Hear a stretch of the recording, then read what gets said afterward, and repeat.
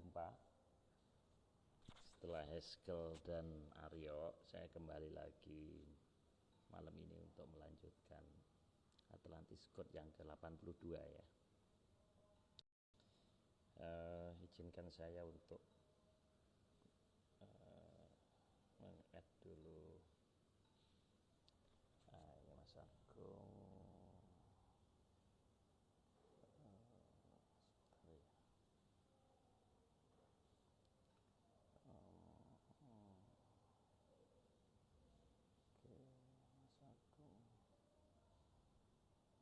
Wah, Mas Agus Pri udah join juga nih. Let's go. Satu lagi.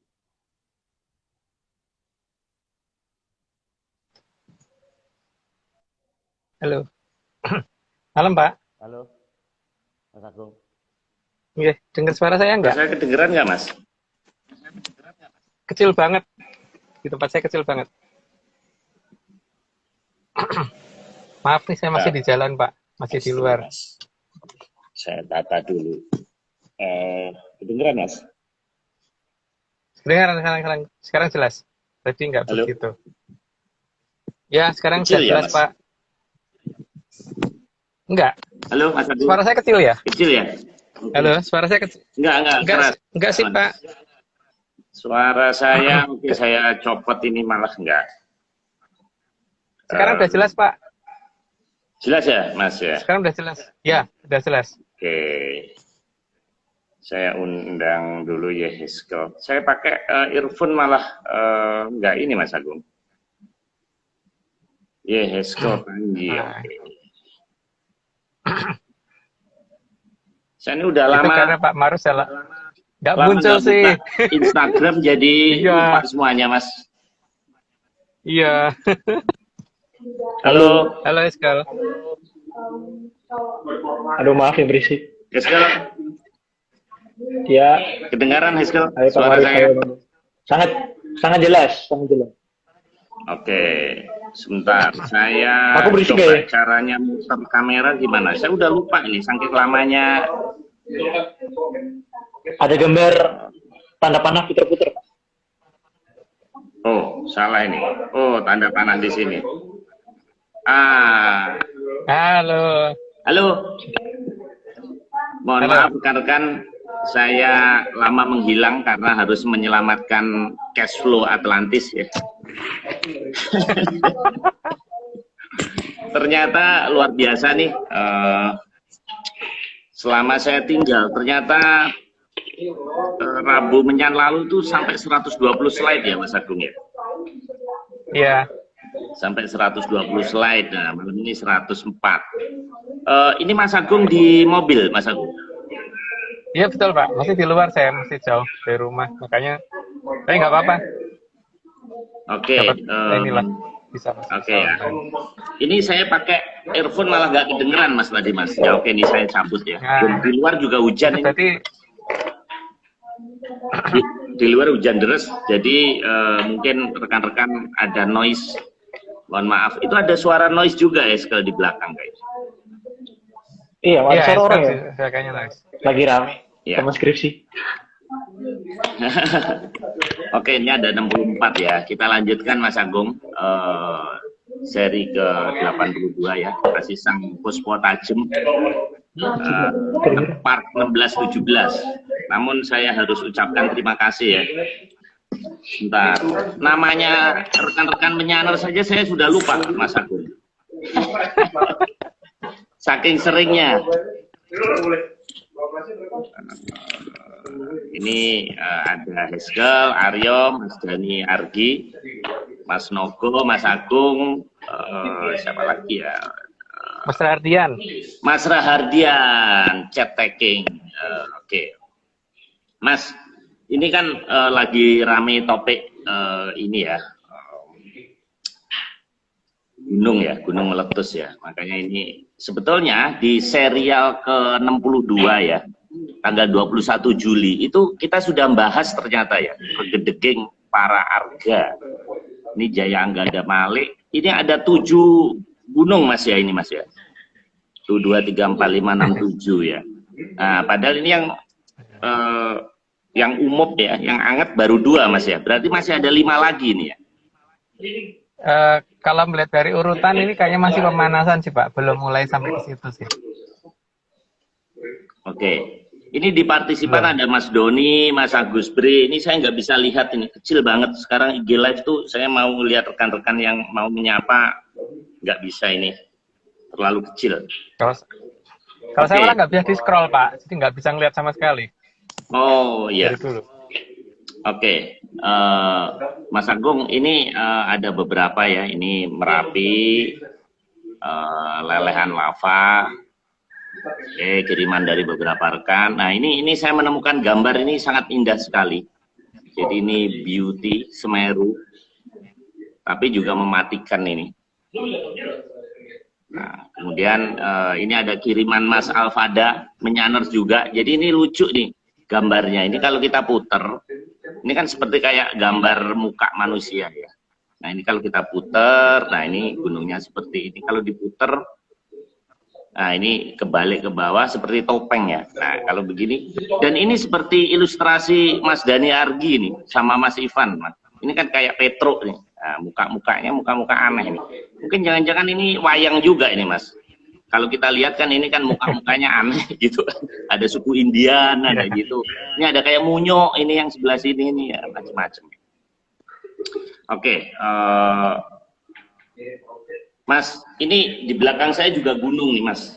Tapi ini gunungan. Nah ini rompal-rompal nih rekan-rekan Menyaners karena kan sudah meledak. Jadi nggak lurus. Waduh. Itu karena lampunya aja mati sebenarnya. Nah, saya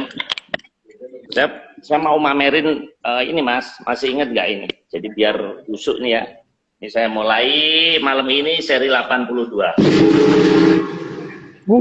Biar Serum. Kayak suara petir. Oke, rekan Menyaners, masih tentang ini ya, gunung ya. Ini ada kiriman juga, lukisan Raden Saleh ya rekan-rekan. Ini laku 36 miliar. Nah, ini juga mega mendung, jadi masih alam. Yang sebelumnya 31 miliar laku. Nah, oleh karena itu, siapakah pelukisnya Mas? Ya ini keturunannya ini kan kayak Raden Saleh nih Mas. Raden Saleh muda. Oke ya, kita mulai nanti ngobrolnya belakang ya, karena ini ada 104 slide plus 1 Heskel, ini luar biasa nih. Ya. Bisa-bisa saya tinggal, ini nggak takut kehilangan ini Mas, bahan Mas. Pak, yang minggu depan malah 115 Pak. Oh gitu? Iya. Aku sudah siap. Ini memang ugal-ugalan ini. Oke, Heskel, skripsinya ditinggalin dulu ya. Kita ada 100, ini tepat 100 nih, Menyaners, rekan-rekan semuanya. Kita mulai ya, Heskel, silakan ya. Oke, nomor 1, Tunjung dalam bahasa versi Atlantis Research Center bisa dimaknai sebagai kuncup atau bunga yang belum mekar. Jelas ya suara tuh ya? Suaranya putus-putus ya sekali. Oh, aku ulang ya. Tunjung dalam bahasa versi Atlantis Research Center bisa dimaknai sebagai kuncup atau bunga yang belum mekar. Ah, suaranya ya udah, tapi lumayan denger kok. Ya udah, pokoknya itu nggak perlu dikomentarin karena banyak kan. Ya pasti udah jelas Ya. kok, tunjung itu artinya kuncup. Lanjut aja. Ya. Sedangkan seta atau mada atau doro yang berarti putih. Sehingga tunjung seto berarti kuncup kembang yang berwarna putih atau belum mekar. Ya. Seto ya, bukan ditambahin N loh. Jangan jadi setan loh ya. Jadi seto itu putih artinya, jadi jangan ditambahin N. Lanjut aja karena banyak. Biar cepat selesai. 3, pudak berarti raja dan semune berarti artinya. Maka tunjung seto kang semune pudak sinempet berarti kuncup kembang berwarna putih yang sebenarnya adalah calon raja yang masih disembunyikan oleh alam. Ya ini kan tahapannya kalau menurut kita loh ya, menurut dongeng kita gitu. Jadi dongeng loh ya, jadi jangan dipercaya. Itu kan ada 3 urutan.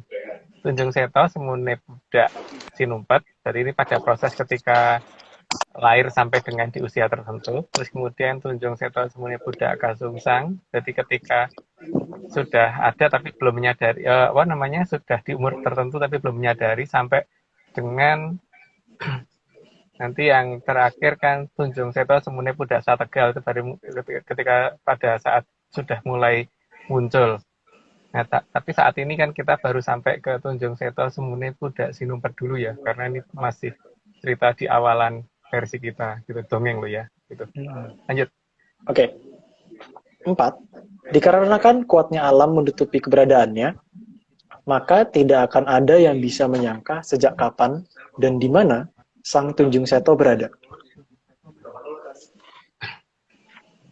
Ya, karena yang nutupi sangat sangat besar dan sangat banyak ya. Karena yang nutupi sangat banyak dan sangat besar. Sangat besar itu bukan berarti sosok makhluknya besar ya, tapi kekuatannya yang besar. Karena ada di yang nutupi kan Sang Yang Wening. Jadi ya, jelas tidak akan gampang dilihat orang. Kerajaan yang segede Atlantis aja nggak bisa dilihat orang, yang segede Mojopahit yang di Jawa Barat aja nggak bisa dilihat orang kok. Apalagi cuma 1 orang gitu kan. 1 negara loh, 3 negara ditutupin. Ya, itu jelas-jelas itu kelihatan ada, tapi ya nggak ada yang bisa ngelihat. Apalagi cuma nutupin 1 orang, itu nggak, sangat tidak masalah gitu, yang penting. Lanjut. Oke. Di akhir zaman Wilwotikto, sebelum ditutupi oleh kekuatan yang tidak bisa didefinisikan oleh teknologi zaman sekarang, dinamakan sebagai zaman Kolo Wisoyo. Wiso itu artinya kan bisa. Kalau Wisoyo itu zaman ketika mulai terjadi pembolak-balikan sejarah dan sebagainya gitu. Pembolak-balikan cerita yang sebenarnya menjadi nggak sebenarnya, dan sesuatu yang sifatnya fitnah memfitnah gitu. Tapi ya ini kan bukan versi banyak orang, ini hanya versi cerita kita. Jadi terserah mau dianggap seperti apa. Lanjut. Oke. 6. Zaman Kolo Wisoyo diawali dengan kondisi saling mulai menjatuhkan, saling menjebak, dan pemfitnahan kerajaan, serta perebutan tahta secara tidak manusiawi. Ya, itu terjadi di zaman cerita kita ya, jadi di cerita yang kita ini. Dan itu sudah kita ungkapkan di sekian episode yang lalu ya. Saya lupa di episode yang keberapa, tapi sudah pernah kita ceritakan. Dan ya kita mengharap itu tidak terulang kembali di kedepannya nanti. Lanjut. Oke. 7. Atau lebih tepatnya, kejadian di awal zaman Kolo Wisoyo dinamakan tragedi Loro Blonyo. Maka, untuk mengenang tragedi tersebut, banyak diabadikan sebagai patung Loro Blonyo untuk menandakan akan kembalinya Sang Tunjung Seto. Karena harusnya kan dia jatahnya di waktu itu, tapi karena di waktu itu dia seperti itu, kondisinya sedang tidak menguntungkan, maka kemudian zaman itu pasti akan mengembalikan dia di garis waktu yang lain gitu kan, sehingga inilah nanti akan munculnya di situ, di zaman berikutnya yang seharusnya sudah nggak lama berdasarkan dongeng kita. Lanjut. Oke. Setelah zaman Kolo Wisoyo, dinamakan zaman Kolo Jonggo, di mana Jonggo berarti leher. Nama zaman itu dikenang untuk menandai selesainya penyatuan Sang Kartosuro oleh Sangjang Batari Maharadi.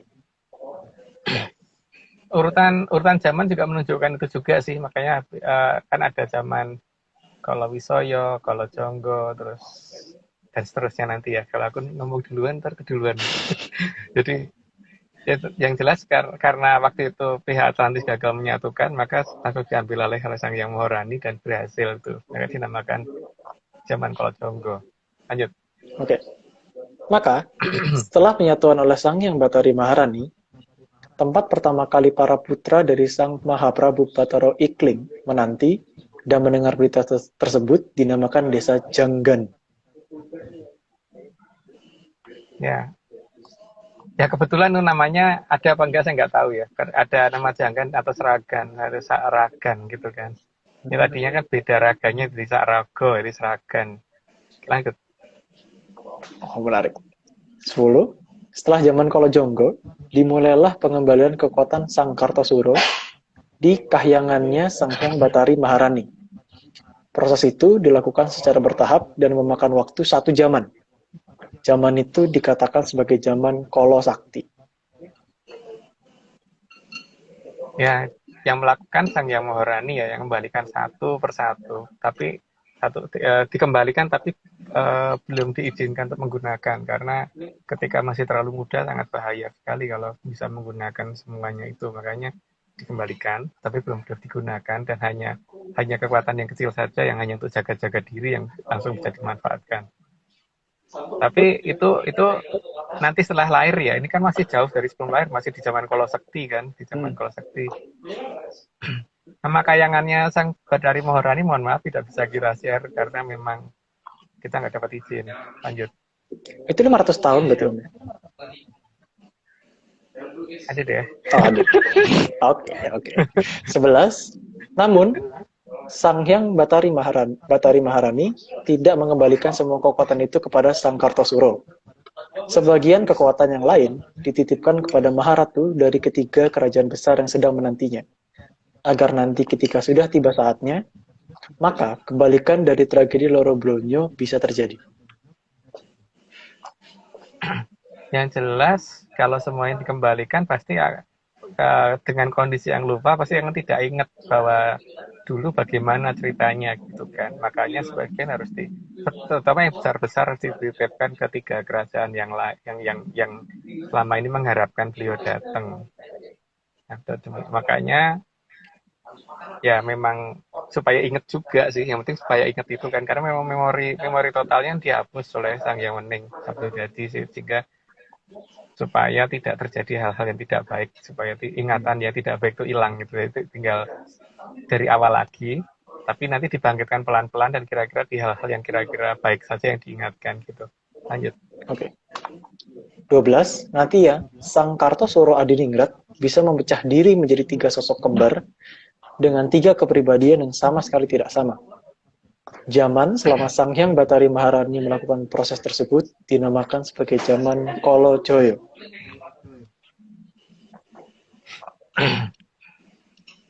Jadi orang mungkin berpikir satu orang memang dilahirkan satu orang, tapi itu bukan satu orang, itu 3 orang. Jadi bisa berubah menjadi 3 orang. Dan 3 orang itu memang bentuk secara fisik identik, tapi secara sifat total nggak ada samanya sama sekali. Tapi ciri khas yang paling utama itu nggak sabar, karena memang tidak ada sih ajaran itu untuk di kita. Gitu. Jadi ciri utama itu ya, sangat tidak sabar itu. Ya. Makanya sakti, karena tidak sabar. Oke, lanjut nih.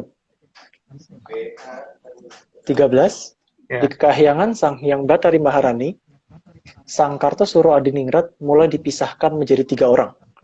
Namun, nantinya akan dilahirkan menjadi 1 orang. Tapi, pada umur tertentu akan bisa berubah menjadi 3 orang sesuai dengan keadaan dan kebutuhan pada saat itu. Ya. Jadi kan ketika dia bekerja, orang nggak ada yang ngerti kalau dia bisa bekerja minimal di 3 tempat secara waktu yang bersamaan. Ya, tinggal dicari orang yang bisa seperti itu kan. Jadi orang nggak bisa menduga itu. Pulangnya ke tempat yang sama, berangkatnya ke tempat yang berbeda, tapi itu di 3 tempat gitu. Bayangin aja kalau misalkan dia kerja di 3 perusahaan gitu, berarti dia pasti bisa kaya banget kan. THR-nya 3 kali ya? 3 kali THR-nya. Oke, 14. Sang Hyang Batari Maharani menghendaki bahwa Sang Tunjung Seto bisa berubah menjadi 3 pribadi dengan wajah yang sama, agar dikira oleh banyak orang sebagai sosok 1 orang saja. Hal itu agar terjadi penyatuan 3 kekuatan untuk mengubah zaman dari Kolo Bendu ke zaman Kolo Subo.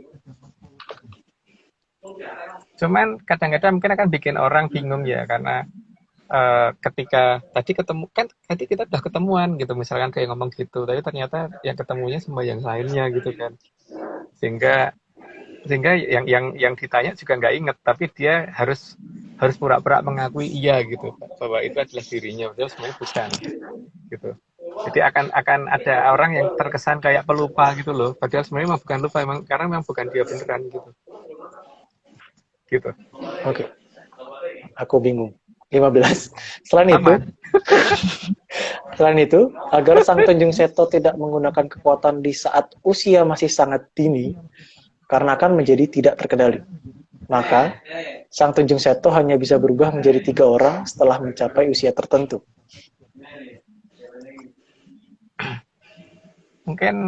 Mungkin beberapa saat mungkin pernah ada ya tapi mungkin nggak ngeh mungkin berarti kala-kala mungkin pernah kelihatan di MK atau kemudian padahal pada waktu itu lagi gambar lagi ngajarin apa lagi ini bersama temannya lagi gambar apa tentang area 36 dan sebagainya gitu padahal nemenin orang lain di MK atau gimana gitu ada kejadian itu pasti cuman nggak tahu ini siapa gitu loh dan kapan di mana nggak ngerti lanjut aja. Oke, 16. Sehingga, ketiga Maharatu juga harus menunggu sampai titik waktu yang ditentukan oleh Sang Hyang Bathari Maharani agar aturan pada tradisi tidak dilanggar. Ya karena kan 3 ya dengan 3 jadi bukan 3 dengan 1 gitu maksudnya begitu semoga bingung ya. Aku pahami gitu. Oke, 17. Maka salah satu cara mencari keberadaan Sang Tunjung Seto adalah dengan menemukan posisi 3 kerajaan besar itu terlebih dahulu. Karena ketiga kerajaan besar tersebutlah yang menyembunyikan dan melindungi Sang Tunjung Seto. Makanya kan dalam entah bagaimana yang namanya tanda pengaman itu biasanya bentuknya segitiga kan, dan segitiganya sama sisi gitu loh. Nah, kalau bisa menemukan titik tengah dari segitiga sama sisi ya ketahuan orangnya di mana gitu. Lanjut. Oke, 18. Hal itu juga berarti Sang Tunjung Seto di usia tertentu akan sangat menyadari keberadaan ketiga kerajaan besar tersebut. Dan dalam memahaminya, bukan hanya sebatas teori atau analisa saja, tapi benar-benar mengerti dan paham cara mengunjungi ketiga kerajaan besar tadi. Yang pernah mengunjungi tidak cuma dia ya, ada beberapa orang di zaman dulu tuh yang mengunjungi, tapi tidak disebutkan lah. Dan biasanya memang mereka mengunjungi itu pasti juga membawa kendaraan sih, nggak cuma jalan kaki itu enggak. Jadi nggak mengarungi laut, naik mobil dan sebagainya itu ada dan terjadi. Itu siapa ya monggo. Tapi kan dulu pernah ada selain itu dan itu cara-cara itu yang digunakan gitu loh. Jadi bukan cuma ngomong di sana ada, tapi pernah ke sana beneran gitu. Dan ngerti caranya ke sana. Jadi kalau ngerti caranya ke sana, berarti dia ngerti banget bahwa di sana kerajaannya cuma satu dan ngerti banget bahwa aturan menuju ke sana dan bagaimana menuju ke sana serta bagaimana mencari jalannya itu. Berarti bukan dan goib bagaimana lah. membuka sesuatu yang ditutupin. Enggak lah, bukan goib. Bukan goib yang jelas. Oke, 19. Sebagai tanda karena telah menjalankan perintah dari Sang Hyang Bathari Maharani, maka ketiga Maharatu sering menggunakan mawar merah sebagai penghias untuk mempercantik diri. Kan sebagai tanda puspa tajam akan muncul itu kan. Karena tanda itulah yang menjadi awalan kan soalnya. Lanjut aja deh, nggak perlu dijelaskan. 20. Tanda kedekatan dengan Sang Hyang Bathari Maharani sejak saat itu dilambangkan dengan rangkaian mawar merah sebagai ungkapan terima kasih ataupun rasa sayang. Ya, nggak perlu dijelasin, lanjut aja. Oke. Hal ini juga digambarkan dalam patung Loro Blonyo, bahwa hanya ada satu laki-laki dan satu perempuan. Jadi bukan satu laki-laki bersama 3 perempuan. Itu versi kita ya. Tapi orang lain nganggap apa ya terserah gitu. Lanjut. Oke. 22. Hal ini seharusnya menjadi penanda yang sangat jelas akan kembalinya Sang Tunjung Seto. Tanda tersebut bukan untuk menunjukkan dominasi gender tertentu. Ya, karena pada waktu itu kan memang equal kalau menurut bahasa kita ya. Kalau tapi nggak tahu kalau ada yang merasa bahwa gender tertentu lebih rendah itu ya saya nggak ngerti. Tapi kalau di kita kan nggak begitu. Yang ngerti saya loh. Lanjut. Oke. 23. Maka menjelang kembalinya Sang Tunjung Seto, peristiwa Sastro Wulan akan terjadi secara terus-menerus.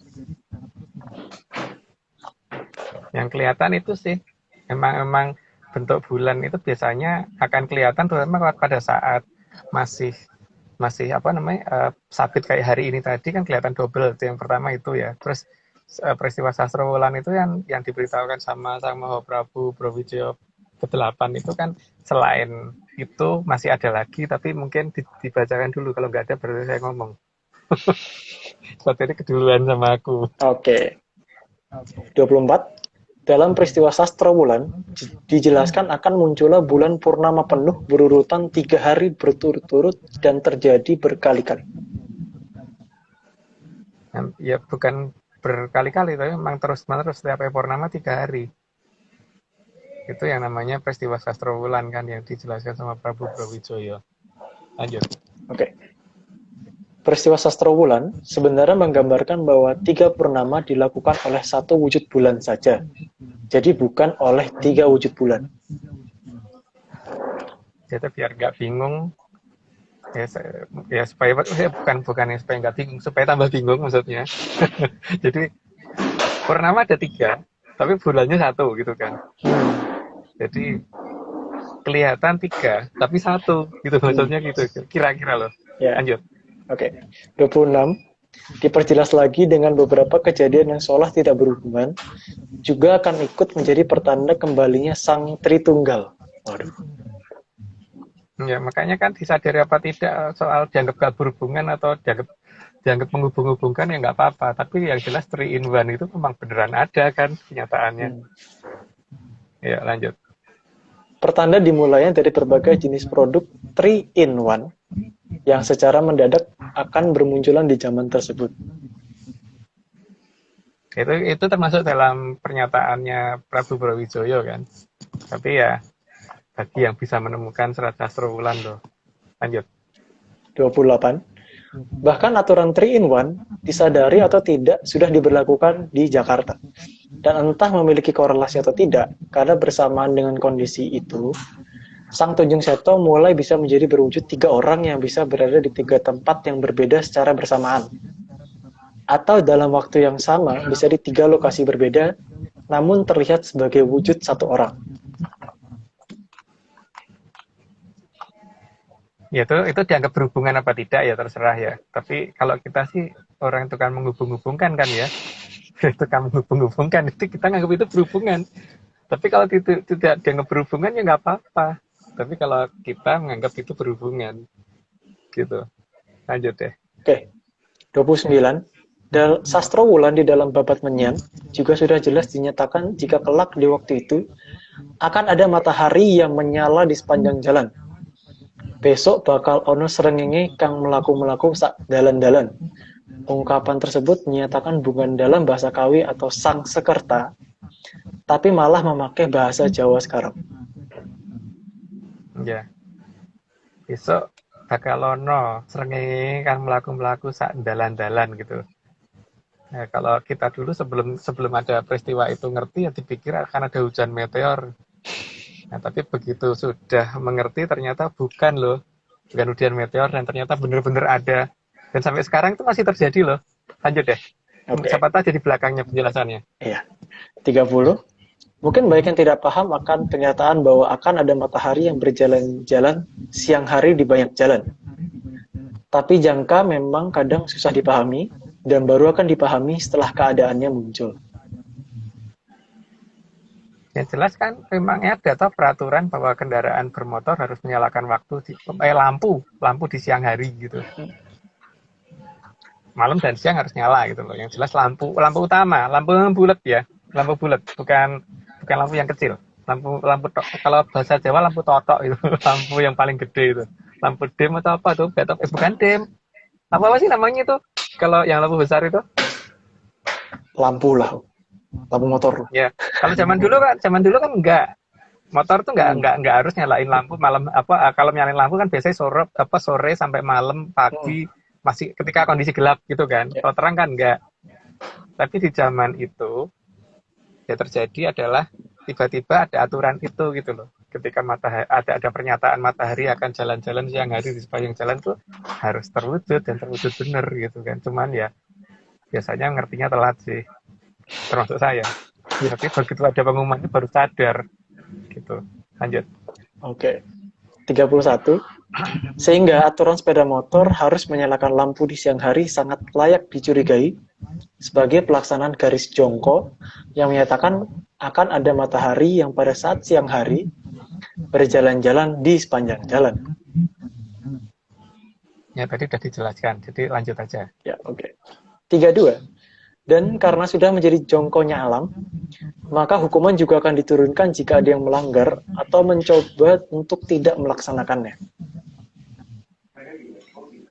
Ya jelas ya, karena namanya ini kan mau masuk dalam cerita zaman kalau bendu kan, tapi paling tidak emang ya orang yang melanggar ya harus dihukum gitu kan. Kalau melanggar gak dihukum tuh namanya aneh dong. Yang melanggar ya dihukum tuh yang benar. Lanjut. Melanggar gak dihukum berarti nyogok. 33. Sehingga zaman itu akan dinamakan sebagai zaman kolo bendu, yang berarti zaman hukuman. Lanjut dulu aja.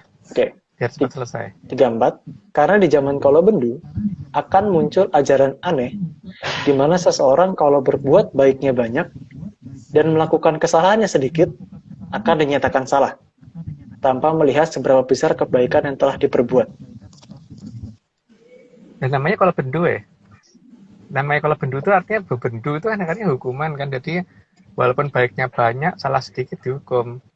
Gitu kan. Dan ada yang seperti itu apa enggak tuh nggak tahu sih. Dan diakui atau tidak aku juga nggak tahu. Tapi yang jelas akan ada seperti peristiwa seperti itu namanya zaman kalau bendu. Katanya gitu.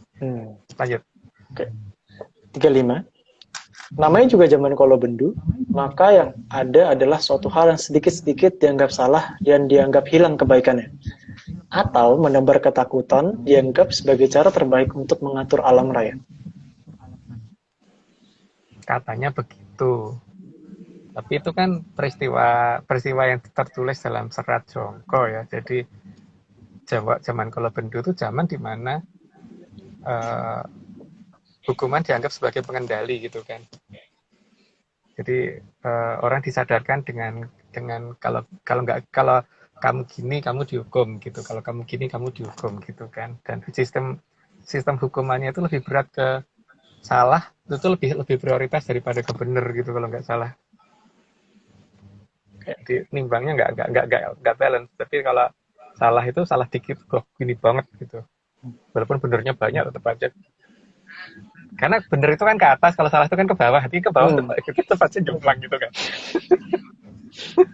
Ini kan kalau balon gas sama batu ditimbang kan tetap akan gini toh. Karena balon gasnya ke atas, batunya ke bawah gitu loh. Ya kalau bendu tuh seperti itu, makanya timbangan nggak mungkin seimbang gitu. Jadi walaupun bener baiknya banyak, itu kan banyak kan ke atas. Benernya salahnya dikit tetap aja timbangnya gitu. Neraca kan begitu kalau. Oke, lanjut. Oke, 36. Karena tidak tahu apa yang harus dilakukan, entah benar atau salah, maka banyak yang akan ikut-ikutan. Hanya karena takut kalau nantinya malah masuk ke tempat yang dianggap tidak abadi.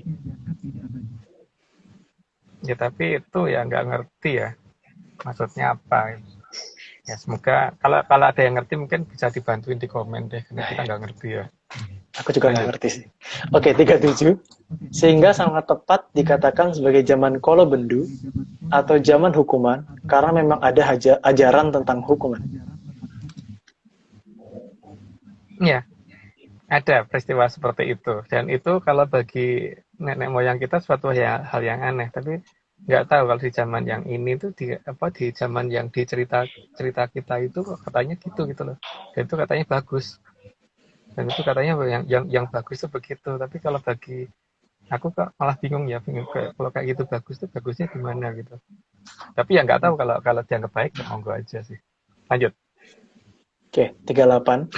Zaman di mana hukum manusia akan dijadikan acuan sebagai kebenaran yang ada di zaman itu. Karena ukuran kebenaran alam sudah sangat bias. Ya, makanya harus ada perubahan. Karena sistem menimbang itu kan memang harus ngerti arahnya, kalau ke bawah semua gitu. Jangan satunya ke atas, satunya ke bawah. Memang tertawan jomplang walaupun seberat apapun, tapi kalau satunya mengarah ke atas ya tetap akan jomplang. Itu Aryo ya? Iya. Oh, Halo, Aryo. Aryo. Mana yuk? Yuk, sini yuk. Mana kata dicariin? Oh, Pak. Halo yuk. Duanya. Oh, Halo. halo. Oke, lanjut ya. Ini 39. Di mana Keniji ini? sama Di BSD atau di Serang? Di BSD rumahnya Aryo. Di BSD. Aryo di BSD. skripsiku soalnya, teman skripsiku. Kita Oh, di iya. Berantas sana dikit, Om. Berantas sana dikit, BSD. Deket Pak Marius dong. Iya, deket Enggak, Tom ini Maris. saya bingung. Ada Tom Cruise sama Keniji ini.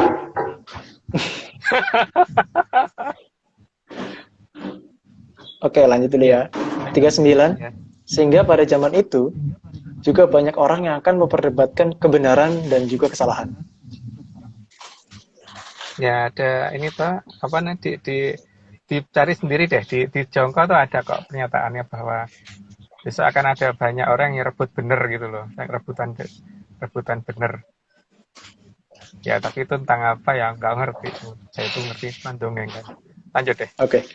40. Bahkan pada zaman Kala Bendu, orang hanya akan melihat apa yang bisa dipelajari dan cenderung mengabaikan apa yang tidak bisa dijelaskan secara logis. Jadi, walaupun ada hal di luar nalar yang terlihat nyata, tapi tidak bisa dijelaskan secara logis, maka tetap dianggap tidak ada. Ya itu, tapi apa namanya, bukan hanya itu aja. Sesuatu penjelasan yang sebenarnya tidak masuk akal pun tetap harus diterima betul ketika banyak orang ngomong benar gitu loh. Contohnya sains, kan tidak semua di sains itu benar kan. Tapi kita harus menyatakan benar, kalau tidak bego gitu kan. Misalnya kayak matematik, kayak entah fisika, kayak entah apa gitu. Banyak loh yang bertentangan sebenarnya dengan teori itu dengan kenyataan. Tapi ya kalau menganggap itu salah, dinyatakan bego gitu kan. Zaman Gitu. Kala Bendu kayak zaman sekarang ya. Oke, 41. Di keadaan seperti itulah, ketiga kerajaan besar akan mulai mengingatkan kepada Sang Tunjung Seto atas semua janji masa lalu dan apa yang harus diperbuat. Dan itu bertahap ya, nggak langsung. Jadi mengingatkan itu pelan-pelan. Jadi butuh waktu cukup lama untuk mengingatkan, karena ya memang mengingatkan pada orang yang benar-benar nggak ingat gitu. Kecuali kalau mengingatkan orang yang ingat. Gitu, lanjut. Oke, 42. Tapi memang butuh waktu yang cukup untuk mengingatkan kembali. Ki Lurah Tunggul Jati Jaya Mungrogolah yang paling banyak mengingatkan akan apa yang terjadi di masa lalu. Bisa. Karena mungkin yang paling dekat ya, dan paling gampang. Dan beliau paling mengerti segala bahasa kan. Jadi dan bisa bicara dengan segala bahasa. Jadi beliau paling gampang untuk bicara. Cuman ya kadang-kadang yang diingatkan juga bingung, karena ngomongnya kan tidak selalu menggunakan bahasa yang dimengerti. Kadang-kadang pakai bahasanya beliau lagi pengen pakai bahasa apa gitu kan, masalahnya itu juga. Lanjut. Oke, 43. Jadi proses pengembalian ingatan tersebut hampir sama dengan proses membangunkan. Karena memang sudah ada janji agar dibangunkan di akhir bulan S. Dan S adalah nama bulan yang dikenal di peradaban tiga kerajaan besar. Kita hanya boleh memberitahukan inisialnya ya. Jadi memang sudah ada perjanjian ingatkan aku di akhir bulan itu gitu kan. Dan yang diingatkan bukan sana loh, yang diingatkan yang di sini. Jadi yang di peradaban kita, bukan yang di peradaban sana. Karena di sana ya tugasnya ngingetin kok. Mungkin saat ini kita sering berpikir terbalik ya. Mungkin kita yang mengingatkan sana, enggak. Sana yang ngingetin ke sini. Tapi di sininya itu yang di mana gitu kan, masalahnya itu kan. Di peradaban sini ya, yang diingatkan oleh sana gitu. Bingung kan? Sana sama sini terus ngomongnya. Di akhir bulan es itu kayak lagu bahasa Inggris ada sih Om. Oke, 44. Dan memang kalau tidak bangun juga, sudah ada janji akan diingatkan atau dibangunkan dengan cara apapun. Karena waktu akan terus berjalan. Jadi sang Tunjung Diguyur Seto air gitu. memang harus segera dibangunkan. Ya, memang harus segera dibangunkan, dan dibangunkan yang paling utama itu kan harus disadarkan bahwa dia punya kekuatan besar loh, bukan hanya bangun bahwa oh ya aku ngerti, itu bukan. Dia punya kekuatan besar yang bisa dipakai untuk mengendalikan alam, karena kalau enggak kasihan masyarakat kalau dibiarin terus. Lanjut. Oke. Bangunnya dikendaki bukan hanya bangun sampai pada terbukanya dua mata, tapi sampai mata satu yang tersembunyi juga harus bisa dibangunkan. Ya, sehingga melihat apa-apa tidak astral lagi gitu loh kalau mata satu dibangunkan. Karena kan seperti yang sudah dijelaskan di minggu lalu kan, bahwa makhluk yang rendah saja, seperti misalkan kayak kuntilanak aja, itu kalau menampakkan diri ke orang sampai orang yang ditunjukin kabur, itu kan berarti kan dia ngelihatnya bukan astral, dia ngelihatnya kan nyata. Dan leluhur yang lebih tinggi pasti bisa dong untuk menunjukkan secara nyata. Jadi melihat apapun dia tidak astral lagi, karena memang mata satunya kebuka. Lanjut. Oke. 46, maka alam pun memberikan dukungan dalam bentuk kembalinya ingatan Sang Kartosuro dengan menunjukkan bulan yang berwarna merah agar mengingat kembali kejadian yang telah memerahkan negaranya di masa lalu. Itu lanjut aja, nggak perlu dibahas. Oke. Bahkan air berwarna merah juga akan ikut menuntun agar Sang Tunjung Seto mengingat kembali apa yang terjadi di masa lalu. Itu di mana ya? Air merah-merah. Ya emang ada sih, cuman nggak perlu dibahas, dilanjut aja. Oke. 48. Juga perintah untuk mengingatkan keberadaan buah pengetahuan diberikan kepada salah satu kepala negara untuk membangun sebuah taman buah. Karena di taman buah itu nantinya akan dijelaskan di mana keberadaan buah pengetahuan Sang Mahajoyo.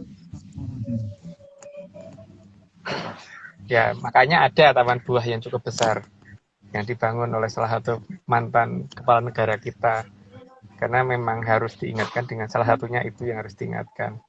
Lanjut deh, nggak perlu dibahas terlalu detail ini.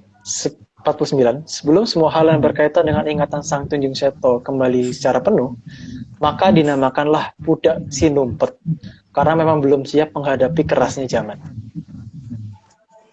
Karena masih pada usia yang muda sekali ya di waktu itu ya. Tapi ini sekarang posisinya apakah masih Pudak Sinumpet atau sudah Pudak Kasungsang atau sudah Pudak Sategal, lah itu ya nanti urutan di episode-episode berikutnya ya. Lanjut. Oke. 50. Namun semua proses alam akan sangat mendukung sehingga mayoritas ingatan akan kembali. Meskipun tidak semuanya, namun hal-hal yang penting akan kembali diingat.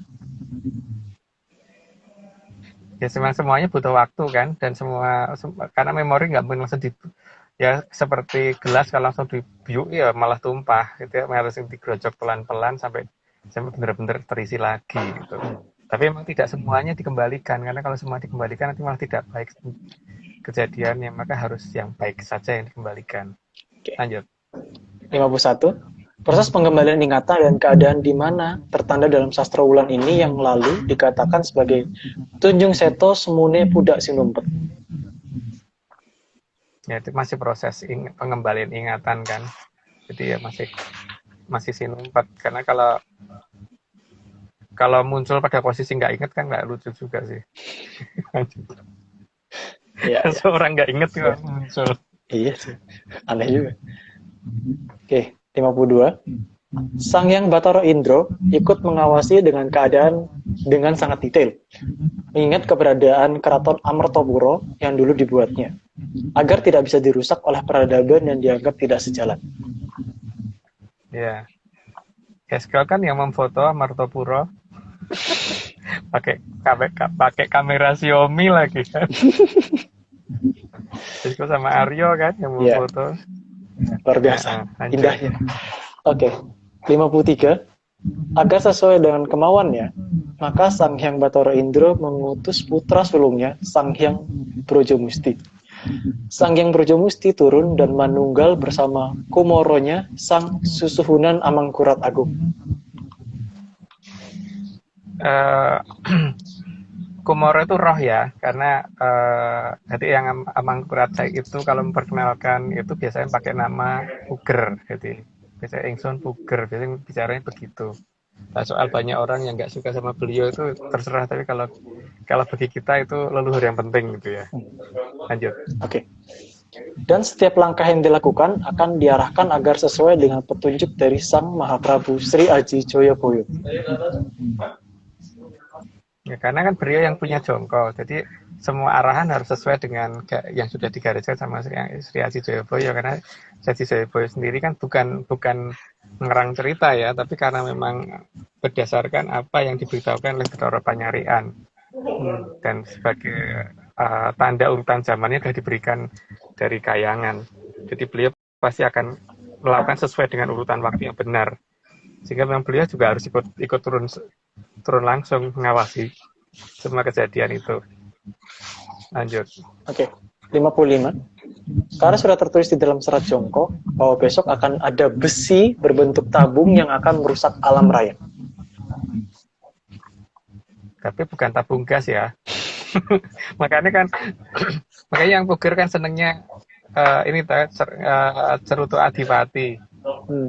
Cerutu Adipatinya half corona lagi kan. Waduh. Ya enggak?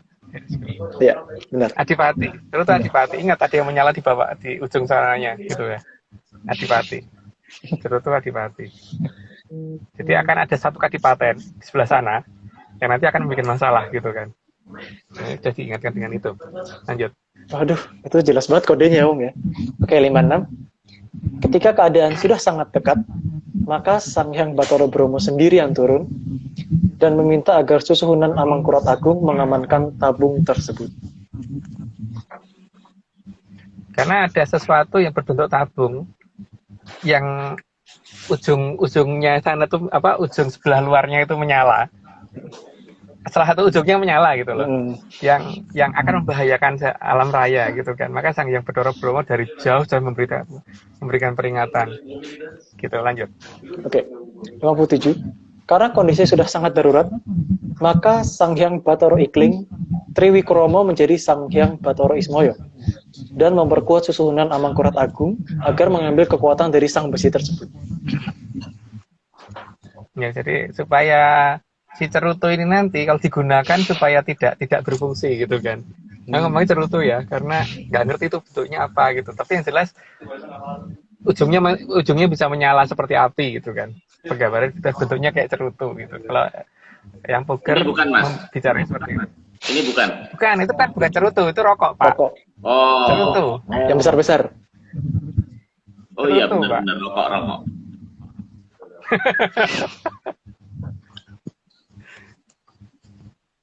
Oke, lanjut ya. Lanjut. Oke, 58. Sehingga semua kekuatan dalam besi tersebut berhasil diambil oleh Susuhunan Amangkurat Agung. Nantinya, benda tersebut tidak akan menimbulkan bahaya seperti yang sudah diperkirakan para pakar di zaman Kaula Bendu ini. Ya kan. Jadi kalau besok cerutu itu dilempar ke sana ke sini oleh salah satu kadipaten, karena adipati yang punya ya, salah satu kadipaten yang ngakunya sekarang jadi ngakuin sana sini gitu, saking serakai gitu, sana sini diambil gitu sama dia. Nah, itu nanti cerutunya nggak akan bisa berfungsi gitu. Cerutunya nggak berfungsi. Cerutu tuh panjang, bentuknya bulat dan bawahnya ada apinya gitu kan. Iya. Gitu. Lanjut. Aduh, jelas banget. 59. Kekuatan yang diambil oleh Susuhunan Amangkurat Agung adalah jauh hari sebelum kondisi berbahaya terjadi. Karena terdapat sebagian dari zat salah yang dikeluarkan oleh Sang Hyang Jagat Pratingkah pada akhir zaman Kalabrowo. Kejadian ini tersebutkan dalam serat Mandologiri. Jadi ada komo salah yang turun waktu itu. Nah, kemudian sama Brali Durga kan ditimbun, disembunyikan. Dan ini sudah mulai ditemukan orang. Dan ini bisa membahayakan alam raya. Maka kekuatan itu harus diambil. Dan yang sanggup adalah Susuhunan Amangkurat I. Menurut saya loh. Makanya lihat aja nanti apakah itu berfungsi apa enggak cerutu-cerutu yang ada itu. Lanjut. Oke. 60. Karena beberapa zat salah ini dulu sempat dibakar oleh Sang Hyang Bathara Brahma. Tapi sebagian yang lain belum sempat dibakar karena disembunyikan oleh Sang Hyang Batari Durga. Keduluan ya saya ngomongnya ya. Jadi lanjut aja deh. Oke, 61. Sebagian besar zat salah ditimbun cukup dalam sehingga tidak mudah dicari keberadaannya karena ditutupi oleh Sang Hyang Batari Durga.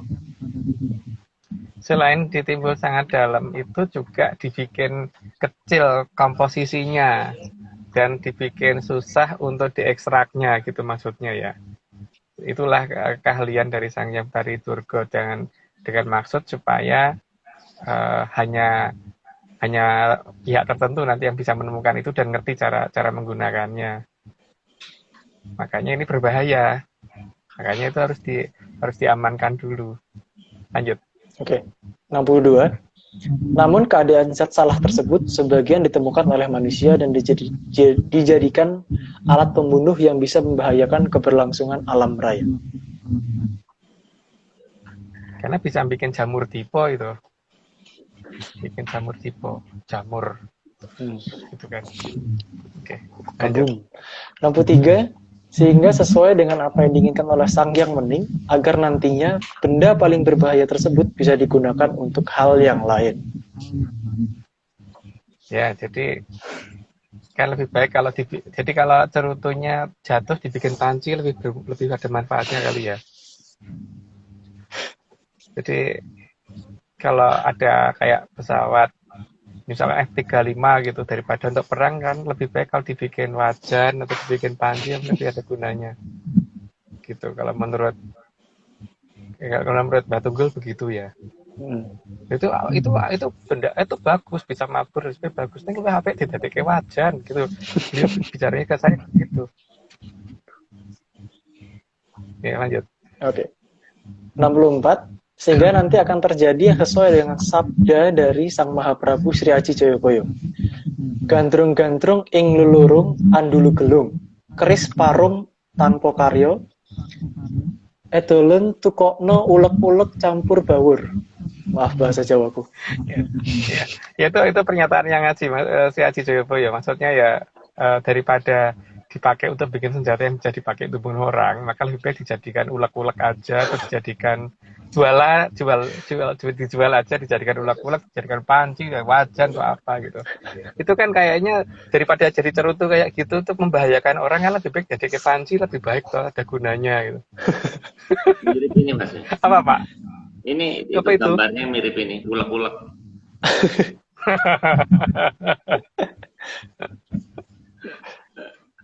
Tapi itu ada loh Pak, di Serat Joko ada beneran loh. Jadi bukan, saya nggak ngarang loh itu. Nggak ngarang, tapi dianggap dongeng yang monggo gitu kan. Oke, lanjut. 65. Dalam bahasa yang lebih jelas dikatakan, semua senjata berbahaya akan menjadi tidak berfungsi dan hanya bisa berfungsi kalau dijadikan alat masak. Iya. Jadi apa namanya? Ini bisa dijadikan untuk ya.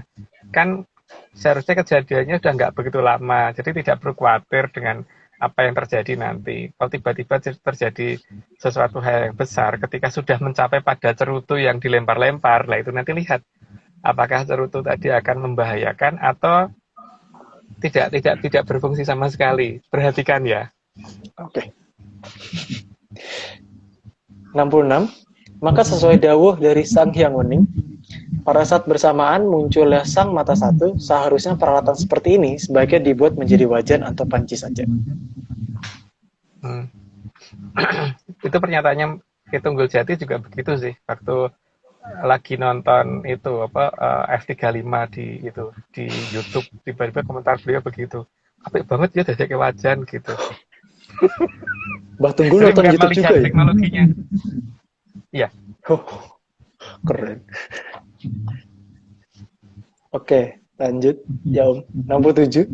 Dan mulai saat itu, Susuhunan Lamangkurat Agung menjalankan tugas untuk menetralkan semua yang berpotensi menimbulkan bahaya besar bagi kelangsungan kehidupan. Jadi kan yang namanya ramuan kimia itu meleset sedikit bisa berakibat fatal ya. Berakibat fatal itu maksudnya bisa menjadi benda berbahaya atau tiba-tiba tidak berbahaya sama sekali. Contohnya kan seperti kalau air itu kan bisa mematikan api, Tapi kan air itu terdiri dari oksigen sama hidrogen. Hidrogen itu gampang terbakar, oksigen juga gampang terbakar. Tapi kalau nyampurnya dicampur berubah menjadi air kan jadi malah mematikan api kan. Itu yang dilakukan sama yang Mangkurat. Sehingga beliau yang akan membuat seolah-olah mereka berhasil, sebenarnya enggak. Gitu. Tapi percobaan mereka berhasil, tapi begitu digunakan enggak, karena yang digunakan itu nanti sudah dirubah posisinya oleh beliau. Oke. Sehingga nantinya sang Kartosuro bisa maju sendiri tanpa perlu bala bantuan atau maju ijen tanpa wadyabala. Karena semua hal yang sifatnya membahayakan sudah diamankan dulu kan.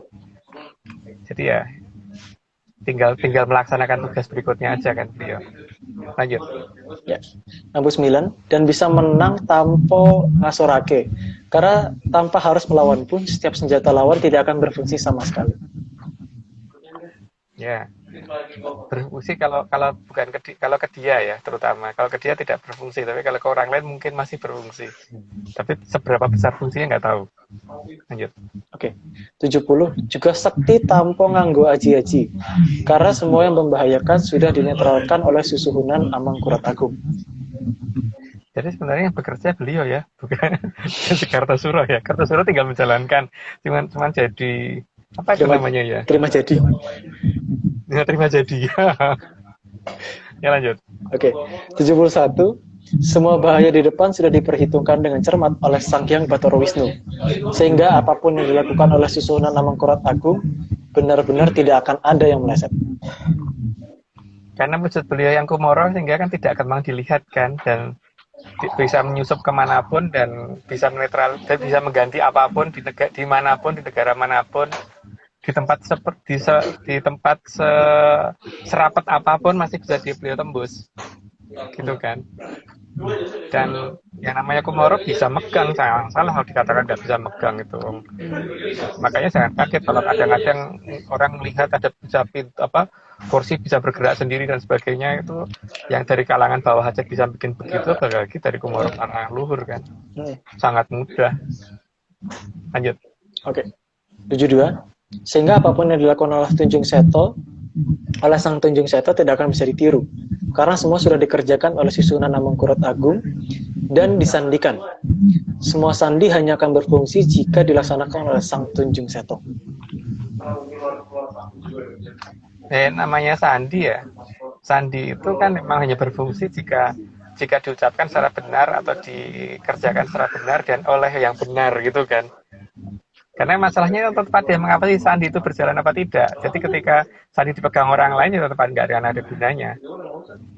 Karena ada si Tunjung Seto kan hanya menunjukkan sandi, terus kemudian masih ada yang memverifikasi di luar itu kan. Ketika yang memverifikasi kan nggak bisa ditipu. Jadi mau nyolong sepenuhnya nggak akan bisa. Ya, kalau nggak percaya silahkan dicoba itu aja kan. Lanjut. Oke. 73, menjadi tugas dari komoronya susuhunan Amangkurat Agung pada persiapan di akhir zaman Kolo Bendu sampai pada masuknya zaman Kolo Subo. Lanjut, nggak perlu dijelasin. Oke. Selama proses persiapan untuk pengamanan tersebut, maka diminta agar Sang Mahaprabu Bathara Ikling menyembunyikan Sang Tunjung Seto. 74 ya ini, sekaligus melatih agar bisa tatak, tangguh, tanggon, trengginas, dan bisa tutup. Harusnya kan tatak, tangguh, tanggon, trengginas, tutup. Tatak itu berarti berani ngadepin. Jadi tegar gitu loh tatak. Kalau tangguh itu kokoh ya, berarti dia kena hantaman tetap aja bisa berdiri gitu kan. Kalau tangguh. Juga dengan tegar itu sanggup menghadapi. Karena kadang-kadang kan orang itu mungkin bukan menghadapi suatu pukulan, tapi melihat sesuatu aja belum tentu sanggup kan. Misalkan ada kecelakaan gitu, ada orang yang mungkin nggak berani tuh lihat kayak gitu. Itu namanya nggak tatak gitu loh. Kalau tangguh itu berarti sudah sampai pada pukulan. Tatak, tangguh, tanggon itu berarti setiap tindakannya pada tempat yang benar. Jadi dia melakukan apa-apa pada tempat yang tepat dan waktu yang tepat gitu, tanggon. Trengginas artinya gerakannya cepat. Jadi responnya Sikap. cepat. Bukan low respon, tapi fast respon gitu loh. Sikap. Tutuk tadi sampai tujuan. Jadi tutuk tadi bisa sampai tujuan, jadi bisa sampai selesai. Jadi bukan ngambang, jadi bisa mempertanggungjawabkan semuanya, bukan membuat tanggung semuanya gitu loh. Jadi sangat tanggung jawab, tapi bukan tanggung menjawab ya. Lanjut. Oke, 75. Dalam masa yang dipersiapkan oleh Susuhunan Amangkurat Agung, maka Sang Tunjung Seto harus belum menyadari siapa dirinya yang sebenarnya dan masih menjadi rakyat biasa. Ya karena kalau waktu itu sudah ini kemaki, dia kementus bahasa Jawanya gitu ya. Jadi biar nggak terlalu ini disembunyikan dulu dan dibikin supaya tidak sadar dan supaya ngerti dari bawah ke atas itu nanti bagaimana gitu kan. Karena kalau langsung mendadak di atas dia nggak akan merasakan jadi rakyat biasa. Gitu, lanjut. Oke. Maka akan ada cerita satrio yang kesampar kesandung, seolah-olah hidupnya susah, namun itu hanya untuk menutupi agar tidak ada yang curiga. Ya kesampar kesandung, jadi seolah-olah kayak diusir-usir atau ditendang-tendang atau seperti gagal-gagal terus apa yang dia kerjakan gitu kan, kesampar kesandung. Tapi ya itu hanya merupakan satu ciri-ciri. Justru kalau menemukan orang seperti itu yang mungkin harus dicari gitu. Itu bukan dari kalangan yang sukses banget ya mestinya. Lanjut. Oke. 77. Agar tidak minderan, maka Sang Tunjung Seto juga dikondisikan sugih tapi tanpa bondo atau kaya tanpa harta. Ya, karena kalau ketika dia stres yang minimal dari salah satu dari 3 negara itu akan bantu mendukung dalam bentuk finansial seberapapun dia sanggup, karena memang ya bagi 3 negara itu nilai mata uang mereka lebih besar daripada di sini kan. Jadi segampang itu gitu loh kalau mau kaya sebenarnya. Lanjut. 78. Karena walaupun terlihat berkecukupan, tapi itu semua hanya dipinjami oleh Tri Gilang Kencana yang mengawasinya dengan ketat. Jadi semua yang dimiliki itu sebenarnya milik dari Tri Gilang Kencana. Kecepatan ya saya ngomongnya ya. Lanjut aja, berarti sudah dijelasin tadi. Iya. Oke, 79. Maka kadang juga dijuluki Jalmo Tan Keno ing Ngino, atau manusia yang tidak bisa dihina. Karena kalau dihina, maka yang bertindak adalah semua yang mengikutinya. Gak bisa dihina, karena kalau dia dihina seperti apapun pasti akan kembali balik semuanya. Jadi malah yang menghina itu akan kena masalah. Jadi itu salah satu ciri-ciri yang paling kuat ya. Jadi kalau diremehkan orang yang remehkan itu akan pada posisi pernyataannya sendiri pada nantinya gitu. Jadi dia akan kebalik banget dari apa yang dia katakan. Jadi makin dihina orang dia makin bahagia karena makin kaya, makin makmur, makin sukses gitu loh. Aneh pokoknya. Lanjut. Oke, 80. Karena terbiasa bertemu dengan semua makhluk, maka tidak ada tempat yang dianggap angker oleh Sang Tunjung Seto. Maka dikatakan padunungane ono padunungan kang wingit kang luwih lungit. Susah juga. Karena bagi Sang Tunjung Seto tidak ada makhluk yang dianggap menakutkan. Ya karena dia ngerti semua makhluk kan, jadi akhirnya kan semuanya dianggap lucu sama dia. Jadi untuk orang mungkin dianggap kuntilanak itu menakutkan, tapi bagi dia itu dianggap dagelan gitu kan. Maka dia tinggal di tempat yang dianggap orang mungkin nganggapnya angker dan lewat angker, tapi sebenarnya tidak angker kalau untuk dia gitu. Maka kadang-kadang ada orang bingung aja, kok tempatmu kayak spooky gitu kan. Kalau dia merasa itu enggak sih, orang lain aja yang ketakutan gitu. Lanjut. Oke, semua itu karena memang tugasnya Sang Tunjung Seto untuk membuka semua kejadian yang menurut garis kahyangan dianggap tidak benar. Kalau dalam serat selebaran Raja Kuning kan dikatakan bahwa bakal buka piolo kang ora bener gitu ya. Gitu aja deh, lanjut aja. Biar cepat selesai. 82. Sang Tunjung Seto juga sangat mampu untuk mengungkap masa lalu. Bahkan masa lalu yang disembunyikan oleh orang-orang di zaman sebelumnya. Semua akan menjadi jelas dan terang apa yang ada di masa lalu. Ya kita tunggu aja nanti ada yang seperti itu apa enggak gitu. Lanjut. Selain itu, Sang Tunjung Seto juga bisa mengembalikan semua yang sudah dibuat samar dan dikembalikan menjadi terang benderang, sehingga semua yang salah akan terlihat jelas dan yang benar juga akan terlihat menjadi lebih sangat jelas. Jadi membalik kondisi di zaman Kalawisoyo ya.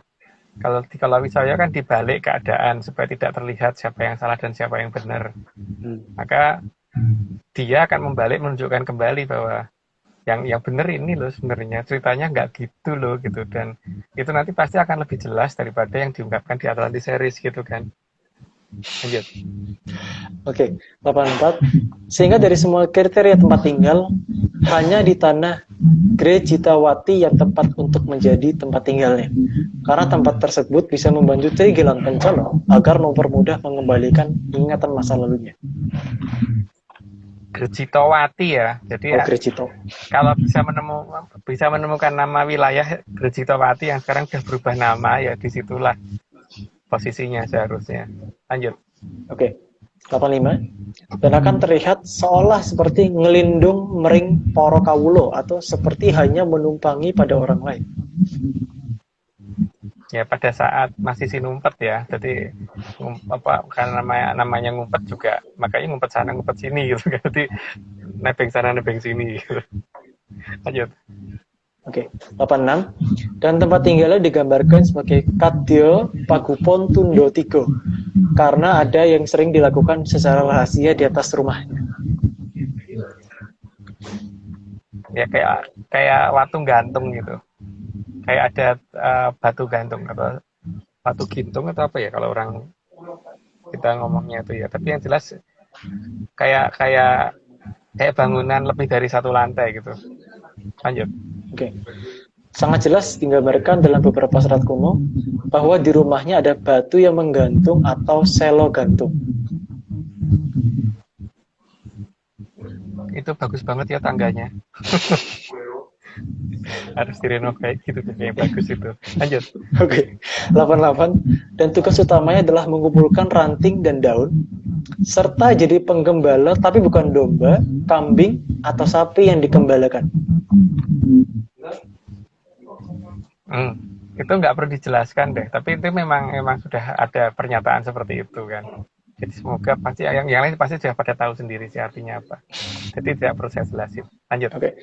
89. Yang dikembalikannya adalah Joyo Kawijayan, peninggalan leluhur yang selama ini ditelantarkan karena perubahan zaman, sehingga mereka dianggap tidak ada. Oleh Sang Mahaprabu Bathara Ikling sering dikenalkan dengan Isan-isaning Jagat, supaya bisa dan mampu mengendalikan semuanya. Karena isen-isen jagat itu bukan hanya sesuatu yang kelihatan, itu juga yang tidak kelihatan, dan Joyo Kawijayan termasuk sesuatu yang tidak kelihatan, dan itu akan diperkenalkan satu-satu supaya bisa mengendalikan itu. Karena kalau dibiarkan ngantem sana sini ya kasihan banyak orang kan, harus dikendalikan. Ayo, lanjut. Oke, 90. Sehingga semua pusaka yang ada bisa digunakan oleh Sang Tunjung Seto, meskipun memang saat ini tidak dipegangnya. Itu karena Sang Tunjung Seto mempunyai aji pameling, sehingga dimanapun pusaka berada bisa digunakan. Hal ini dilakukan oleh Sang Mahaprabu Bathara Ikling agar tidak terjadi rebutan dengan yang merasa mampu memegang. Ya, jadi yang memegang hanya bisa memegang wujud fisiknya, tapi tidak bisa menggunakan. Karena yang punya pameling siapa gitu kan, itu yang jadi masalah. Jadi yo rumongso ngerti, rumongso bisa, tetap nggak ngerti. Karena yang ngerti cuma itu, dan nggak akan bisa dipakai. Kalau orang yang nggak ngerti nggak akan bisa pakai. Lanjut. Oke. 91. Maka dalam serat Raja Kuning sampai disebutkan Kadya endok ingapit selo, gampang pecahe, tapi rinekso dening yang suksmo, yang artinya bagikan telur di antara bebatuan yang rawan pecah, tapi ada dalam lindungan Hyang Suksmo. Ya, jadi walaupun rapuh tapi tidak rapuh, karena yang melindungi kan sesuatu yang sangat-sangat tinggi kan. Mungkin bagi orang itu tidak tinggi gitu, tapi kenyataannya ya tinggi. Kalau bagi saya, bagi kita gitu. Lanjut. Oke. 92. Dikit lagi nih. Para zamannya akan dikenal sebagai orang yang tidak punya pamrih. Padahal di masa itu banyak orang serba menomor satukan pamrih. Ya, kalau dia kan ini ya beda versi ya. Kalau yang lain kan sepi ing gawe rame ing pamrih. Ya, dia kan sepi ing pamrih rame ing gawe gitu kan. Jadi ya artinya pasti udah tahu sendirilah. Lanjut aja. Oke, 93. Di masa itu juga banyak orang yang akan merasa sebagai sang Tunjung Seto, bahkan sampai memiliki banyak pengikut. Padahal, sang Tunjung Seto justru tidak diketahui ada di mana.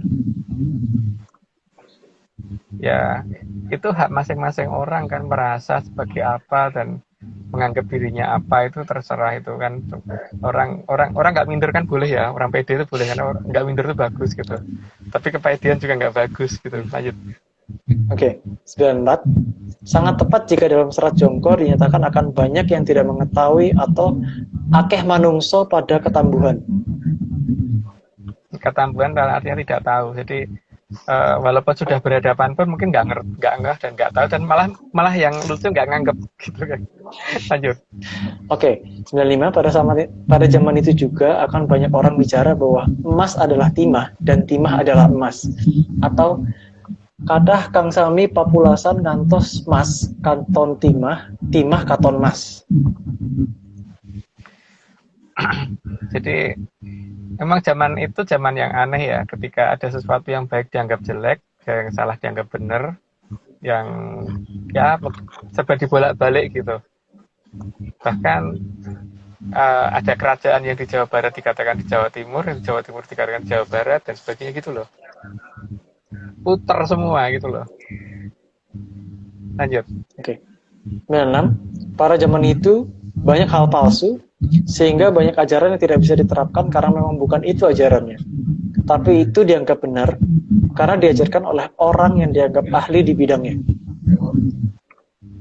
Jadi banyak ajaran Jawa yang diajarkan oleh para pakar, katanya begitu ya. Tapi yang nggak tahu itu yang mana.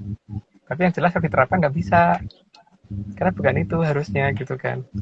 Maka kebanyakan nanti di Jawa itu akan banyak ajaran yang munculnya dengan apa, misalkan pati geni, terus apa ngebleng dan sebagainya. Tapi bukan itu sebenarnya gitu kan. Nenek moyang kita nggak ngajarkan itu sebenarnya. Tapi sakti, tapi bukan itu langkahnya gitu. Penasaran ya apa nih? Lanjut. 97. Sehingga pada zaman itu bahkan banyak pengetahuan yang salah tapi tanpa disadari diakui sebagai dasar dari kebenaran proses berpikir. Ya, tidak perlu diperjelas deh. Sudah jelas mestinya. Lanjut. 98. Ketidaksadaran itu juga menyangkut kebesaran masa lalu, sehingga tanpa sadar bagaikan turun derajat tapi malah bangga. Iya, ngikuti negara lain tapi malah bangga, itu aneh sebenarnya. Lanjut. Oke, 99. Negara lain akan senang melihat hal itu, sehingga meskipun punya sumber daya alam yang berlebih, tapi justru mengelola dengan patokan asing, bukan patokan yang ada dalam tata caranya sendiri, karena kelewat bangga jika bisa mengikuti logika asing. Di kita itu coba lihat ya, kalau ada pusaka kan ada banyak logam di situ. Ada besi, ada aluminium, ada nikel dan sebagainya. Dan itu kita kenal nama-nama itu, tapi bukan dengan nama nikel, bukan dengan nama aluminium dan sebagainya. Kita kenal nama-nama, tapi kita punya perbendaharaan nama tersendiri gitu loh. Makanya kalau kita kenal itu semua dan bisa membentuk seperti itu kan, berarti sudah ngerti cara ekstraksinya, cara ngolahnya dan sebagainya. Tapi cara-cara itu kemudian dilupakan karena yang diikuti cara-cara barat gitu loh. Yang sebenarnya itu lebih susah sebenarnya malahan. Ada cara lebih mudah ditinggalkan, tapi cara lebih susah di ini. Ya semoga nanti bisa dikembalikan itu. Lanjut. 100. Semua itu ada batasnya, dan untuk mengingatkan pada batas yang diinginkan oleh Sang Hyang Wening, maka dibuatlah tanda batas agar Sang Tunjung Seto tahu kapan batas waktu yang dikehendaki. Semua itu adalah kode ya, dan kode itu yang bisa membaca cuman yang berhak gitu. Dan itu pasti ngerti banget sih maksudnya apa kalau beliau, tapi kalau seperti orang yang tidak punya hak untuk mengerti itu ya tidak akan paham. Lanjut. Oke, 101. Dalam Tugu digambarkan akan adanya sang kencono yang akan menyala di atas. Kita sebenarnya udah kode semua kan, cuman masalahnya kan bagaimana membacanya. Karena itu ada tanggal yang ditunjukkan kan sebenarnya di situ. Lanjut. 102. Atau dalam bahasa yang sering digunakan leluhur akan ada kutut manggung. Ya, akan ada masanya. Akhirnya manggung juga gitu. lanjut. 103. Pada saat itulah saatnya gong sudah harus ditabuh dan sang Gendroyono sudah harus diberi perintah untuk memulai segala hal yang dianggap perlu. Penjelasannya mungkin di episode berikutnya kali. Tapi sekarang segini dulu. Lanjut. Pun winejang rinaras kidung lam laming kang bawana ari arso manoni jagat nurwendah ri sedeng wimbaning rawi kukuwung tejo kuwang-wang cumloroting andamel sang semin pangeksi inggih sasmiteng dewangkara duk arso meradipteng mring arcapada. Duh, bahasa Jawaku. Iya, bacanya kacau sih. Iya. Tidak sesuai ininya. Tapi nggak apa-apa. Ini paling terakhirnya aku paling seneng karena nggak berkomentar gitu loh. Mungkin Pak Marius bisa. Eskel belum berhak kita kasih gelar Raden Mas ini. Bahasanya masih belum benar.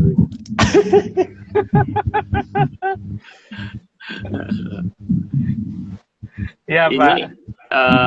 saya nggak berani komentar karena banyak sekali yang harus saya komentari, saking banyaknya 104. Cuman ada satu hal yang membuat saya senang tadi. Jadi tidak perlu kaya ternyata yang disembunyikan itu. Jadi rekan-rekan ini ada 137. Kalau saldo banknya lagi nggak banyak, nggak usah takut. Itu berarti kita kandidat ini, Mas ya. Masih ada peluang menjadi Satria Piningit, Mas ya. Tapi dia saldo banknya mungkin tinggi loh, Pak, karena dibantu negara loh. Oh gitu ya. Iya, dia mau beli apapun bisa, Pak, sebenarnya. Tapi dia hanya menunjukkan hanya beli apa yang diperlukan gitu. Tapi dia beli apapun bisa kalau mau. Oh, oke. Ya. Oke, Mas, ini 1 jam 17 menit. Pak Marius, jangan khawatir untuk masalah kita kehabisan data. Iya. Karena data itu kan bukan dari saya, tapi dari Mbak Tunggul kan. Dan kalau dia minta segini harus diturutin gitu loh, Pak. Oh. Sebenarnya ini sudah ada masa yalan-yalan, Pak. Tadinya tuh dia mintanya 150, tapi karena begini saja belum sempat pulang, makanya saya minta dikurangi, akan disetujui 104. Tapi minggu depan nggak bisa, dia pokoknya main 115 dan akan naik terus. Halo, Mas Agung, kita punya tamu artis. Ini adalah sahabat saya, Bang Fauzan Zaman. Rekan-rekan yang dulu pernah nonton SCTV sama Metro TV One, presenter sportnya ya ini orangnya, Fauzan Zaman. Ada yang Eskel pasti nggak tahu ya? Kayak aku belum lahir dong. Apa udah? Mas Agung pernah denger nggak nama itu? Ingat nggak? Nggak tuh, saya itu jarang nonton TV ya, Pak, karena saya nggak suka TV. Karena dulu tuh kalau TV itu saya cuma nonton video karena males banget nonton RCTI itu apa gitu, Pak. Film itu. Bang Fauzan ini tadi saya intip dia join, makanya saya undang. Nah ini kalau belum tahu ini saya lihatin. Nah ini ada di Wikipedia. Nah silakan. Waduh. Ini artis top ini. Ini temannya Onjo. Karena dia dari FHUI, teman saya. Lagi ada ya obrolan-obrolan, makanya saya undang. Nah, Bang Fauzan ini komunitas Menyaners namanya. Yang kepilih masuk nanti bakal dapat kaos. Jadi nanti kita akan kirim kaos. Tulisannya 100% Menyan. Nah, sekarang saya mau kasih satu pertanyaan ke Bang Fauzan. Kesempatan untuk bertanya. Ini komunitas Atlantis, Mas. Nah, Oke, Mas. pakai kode salam menyan. Nah, saya kasih satu kesempatan, coba tanya apa yang terlintas di pikiran Bang Fauzan tentang Atlantis. Silakan. Saya hanya jadi bukan fans ya. Saya memang tahu bahwa Atlantis itu adalah satu benua yang hilang, punya peradaban tinggi.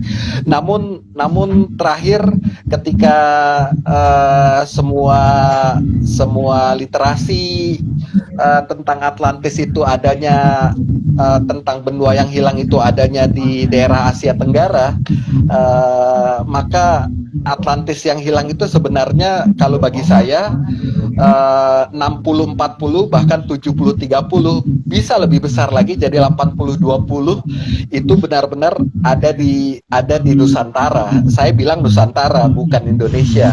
Karena bagi saya terlebih lagi saya lupa judul bukunya karena saya baca buku itu sampai 4 kali berturut-turut. Itu buku yang ditulis oleh salah satu ustadz atau kiai dari Jawa Timur yang jadi bestseller. Pusat peradaban Atlantis itu selain di Indonesia ya adanya ya nyun sewu, mohon maaf, itu adanya di Candi Borobudur. Sehingga titik-titik peradaban yang tertinggi yang pernah ada tampil di muka dunia ini bagi saya itu adanya ya di sini, di Indonesia Raya atau di Nusantara. Sekali lagi, pemahaman saya atau yang ada di benak kepala saya bukan Atlantis menurut teori di barat sana sebenarnya. Kalau menurut saya ya mohon maaf, pengetahuan saya yang terbatas ini bisa jadi salah, tapi sampai hari ini saya masih cukup meyakini bahwa ada pusat peradaban di Nusantara, dan itu bisa jadi jika memang nanti terbukti itu adalah di Nusantara. Itu aja sebenarnya, Mas Marius. Oke, pertanyaannya apa, Mas? Biasanya kan bahas bola. Coba satu pertanyaan, apa coba? Saya pengen tahu. Pertanyaannya, kalaupun memang Atlantis series ini ingin membuktikan atau ingin memperkenalkan satu hal yang unik atau katakan sesuatu yang baru, maka kira-kira tolong berikan pencerahan kepada saya satu aja, apa hal yang unik yang bisa membuat Atlantis series ini punya magnet atau punya daya tarik yang sedemikian kuat bagi semua orang yang bisa hadir di sini. Itu aja. Oke, Mas Agung, monggo sebagai penutup. Jadi gini Pak, kalau kita melihat, kita misalkan berdiri di atas di pinggir kolam renang. Kalau kita melihat ujung air sebelah sana, itu maka kita melihatnya pasti ke bawah toh Pak, bukan ke atas kan? Ya. Oke. Nah sekarang panjenengan kalau misalkan berada di pantai selatan Jawa, kita Pak lihat batas cakrawala di ujung sana, pasti ke atas lihatnya. Iya, oke. Itu pertamanya. Berarti di sana lebih tinggi kan? Kalau misalkan masih kurang ini pakai peralatan, pakai teropong yang ini, kemudian kita ukur sudutnya dengan garis vertikal ke bawah, jadi dengan bandul. Seharusnya kan di bawah 90 derajat itu. Kalau di atas 90 derajat, berarti di sana ada yang misterius, karena berarti ada sesuatu yang lebih tinggi di sana. Itu kalau kita lihat di pinggir pantai. Kalau masih kurang puas, kita naik ke atas bukit, kemudian kita lihat ke ujung sana, Pak.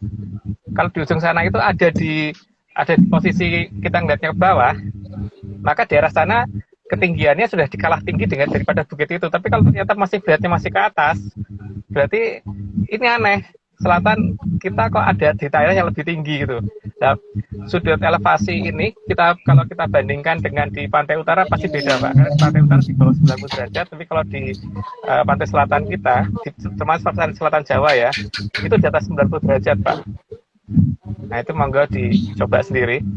Nanti kalau sudah itu, nanti akan kelihatan ada lapisan abu-abu di batas cakrawala selatan, dan lapisan abu-abu inilah yang ketika matahari sunset hilangnya di situ. Nah, atau matahari sunrise hilangnya juga di situ. Berarti ini ada lapisan yang ini. Terus kalau sore mendekati jam 5 sore, jam 5 sore mau malam itu, biasanya dari arah timur tuh kelihatan warnanya putih gitu, di batas abu-abu berubah menjadi warna putih, terus bergerak ke barat, itu lama-lama hilang gitu.